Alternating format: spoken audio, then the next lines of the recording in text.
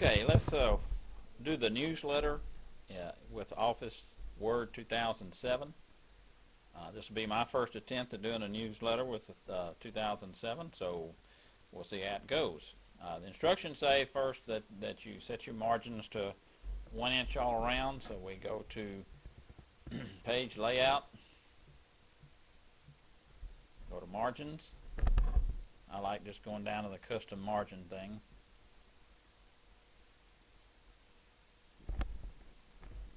And notice there is 1 inch margins all around. Now, of course, that's not the default. I guess when I did this, it brought the margins over from the old one.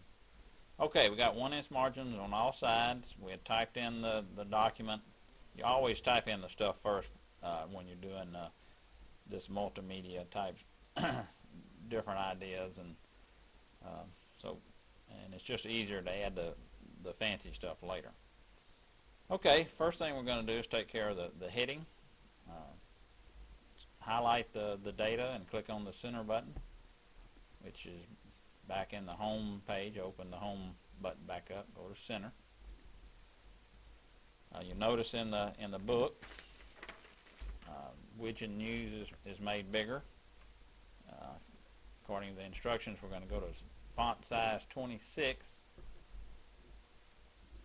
So we'll go up to up here where 12 is. That's the default size. Click, go down to 26. Happens almost immediately. And the current date and volume, when I'm doing this, is August 7th, 2007. And then I highlight that and make those size 18 according to the instructions. Okay, next step is to highlight all the data. We want to add the 2 columns. So we highlight everything that we typed. Back to page layout. Here's columns. You want to do 2 columns here. Okay, and immediately it goes to 2 columns.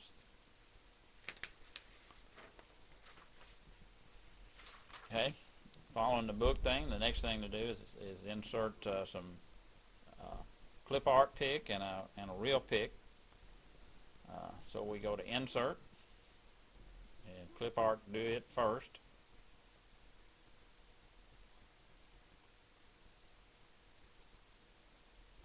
Okay, on the right hand side over here, the clip art data comes up. Type in tornado and go. Wait for the different items that come up. You know, you don't have to have one that looks exactly like the one in the book. I found it the other day, but I'm not going to wait too much longer. Here it is. Click on it. It pops up in the data. We need to format it. Tell it how we want to do it. That's the text wrapping up at the top in the format tab. I actually like this better than the old one. I click on the little down arrow key under text wrapping, and I normally use square, but you can see all the different ones there. Some you have to be careful with, but anyway, well, let's click square.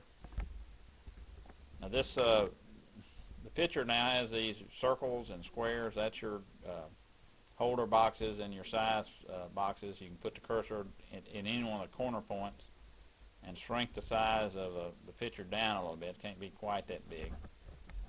Then you can grab it somewhere in the middle, hold the left button key down, and put it up in right at the beginning of the paragraph.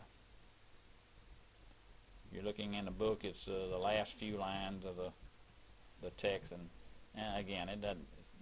Yours may not look exactly like in the book. I can make it a little bigger. Or if I don't like that, I can make it a little smaller. Okay, so now I've inserted. You need to stop and save the thing now if you haven't done so. Last name, first name, newsletter. That's what we're practicing on here. Then the next picture is of the new decoy line here. The teal decoys.